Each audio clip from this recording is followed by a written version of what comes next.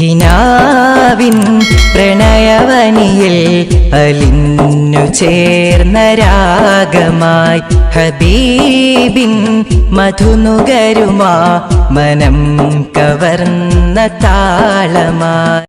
അസ്സലാമു അലൈക്കും വറഹ്മത്തുള്ളാഹി വബറകാതുഹു. ബിസ്മില്ലാ വൽഹംദുലില്ലാ വസ്സലാത്തു വസ്സലാമു അലാ റസൂലില്ലാ വഅലാ ആലിഹി വസ്വഹ്ബിഹി അജ്മഈൻ. റസാനത്ത് ഭാഗം 25. വൽബഗിയു മിൻ ആലിമിൻ ഹദ്മു ശരീഅതി ഹൽ ലിമൻ തനാവമൈ ഖാലു വഇർശാദുൻ فالملح يمنع من شيء تدوده فكيف أيضا إذا ما مسه الدود.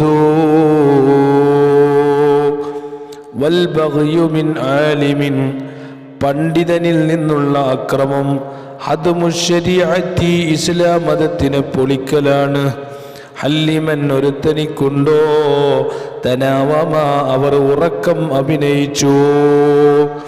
ഈ ഖാദും മറ്റുള്ളവരെ ഉണർത്താനുള്ള കഴിവ് ഇർശാദും സന്മാർഗത്തിലേക്ക് നയിക്കാനും വൽമിൽഹു യംനഉ മിൻ ശൈഇൻ തദവദഹു ഫകൈഫ അയളൻ ഇദാ മാ മസ്സഹു ദൂദു. വൽമിൽഹു യംനഉ ഉപ്പ് വിലങ്ങുന്നതാണ് മിൻ ശൈഇൻ തദവ്വദഹു ഒരു വസ്തു പുഴുക്കുത്തലിൽ നിന്ന് ഉപ്പ് വിലങ്ങുന്നതാണ്. ഫകൈഫ അപ്പോൾ അപ്രകാരമാണ് അവസ്ഥ. വീണ്ടും ഇദാ മാ മസ്സഹു ഉപ്പിനെ സ്പർശിച്ചാൽ അദ്ദൂദു പുഴു ഉപ്പിനെ സ്പർശിച്ചാൽ അവസ്ഥ എങ്ങനെയാണ്? ഇവിടെ ഈ പറഞ്ഞതിൻ്റെ അർത്ഥം എന്താണ്? പണ്ഡിതർ ജനങ്ങളെ സന്മാർഗത്തിലേക്ക് ക്ഷണിക്കേണ്ടവരായിരിക്കെ അവർ തന്നെ അക്രമവും അനീതിയും കാണിക്കൽ ഇസ്ലാം മതത്തിനെ പൊളിക്കലിന് സമാനമാണ്. ഉറക്കം നടിച്ചവർ മറ്റുള്ളവരെ വിളിച്ചുണർത്തലില്ലേ? പ്രസ്തുത പണ്ഡിതർ അത് ആ പണ്ഡിതൻ മൂലം മറ്റുള്ളവരെ എങ്ങനെ നന്നാകും? ജനങ്ങൾ അംഗീകരിക്കുന്ന പണ്ഡിതന്റെ നല്ല ജീവിതം മതത്തിന് നന്മയാണ്. എന്നാൽ അവൻ്റെ തെറ്റായ ജീവിത രീതി മതത്തിന് നാശമാണ്. ജനങ്ങൾ വഴിതെറ്റിപ്പോകാൻ അവൻ കാരണമാകും. ഒരു വസ്തു പുഴുകുത്തി നാശമാകാതിരിക്കാനാണ് ഉപ്പ് ഉപയോഗിക്കുന്നത്.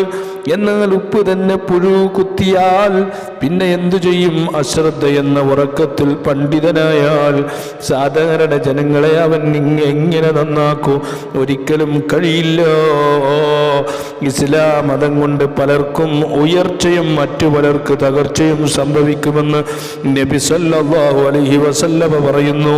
ഇന്നല്ലാഹ യർഫഉ ബിഹാദാ ദീനി അഖ്വാമൻ വയദഉ ബിഹി ആഖിരീൻ.